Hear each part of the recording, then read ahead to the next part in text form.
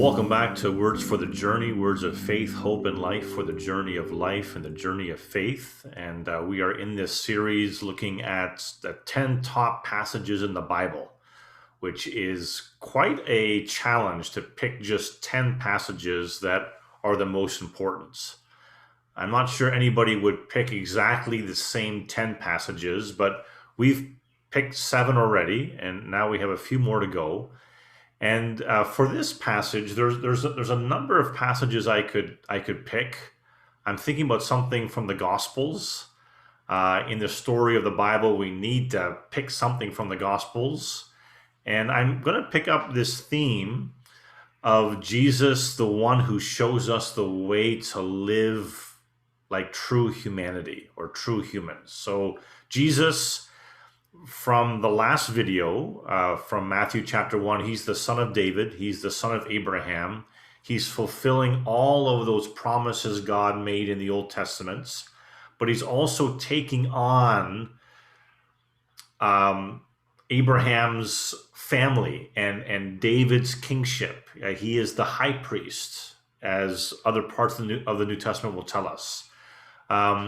He is also the Bible tells us he is the new Adam.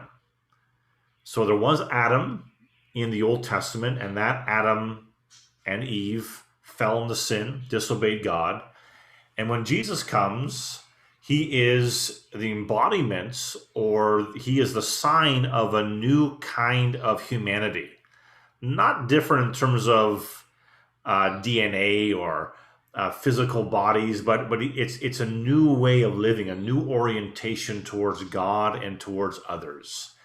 And there's many places where Jesus shows us this and he teaches us this. But one, for me, really critical passage and one really critical place is when Jesus washes the feet of his disciples. So this is the Gospel of John, chapter 13.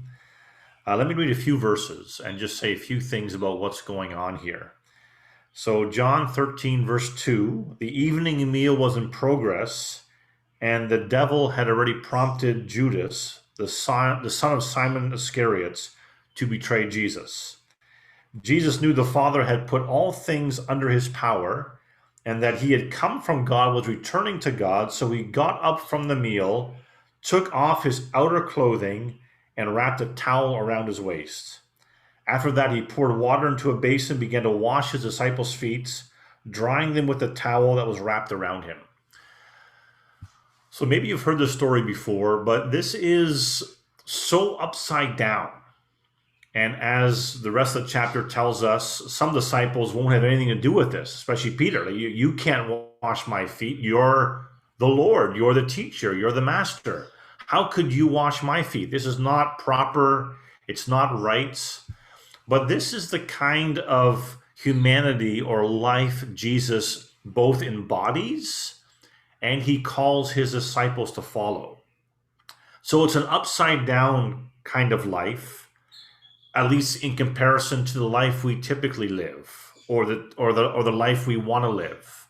For so many of us, we want to live a life about me, getting what I want, getting ahead, climbing the ladder.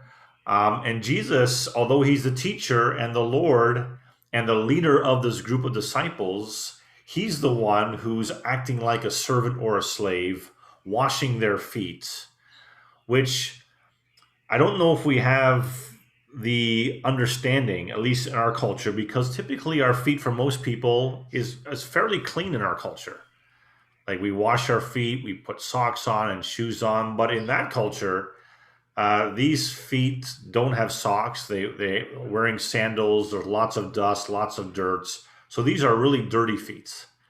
And Jesus, the leader, because he knows who he is, that's the amazing thing about this passage. He knows he's come from God. He's returning to God. He's very secure in his relationship with God the Father. Because of that certainty and security, he can be a servant to others.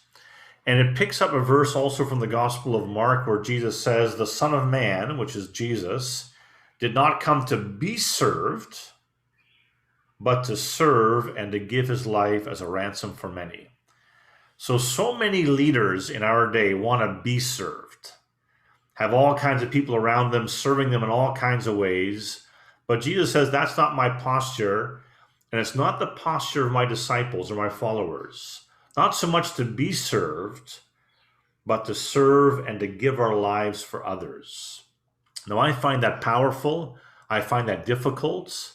But what a vision for what it means to be human also in our day. Our relationships with one another, friends, family, co-workers, school, neighborhoods.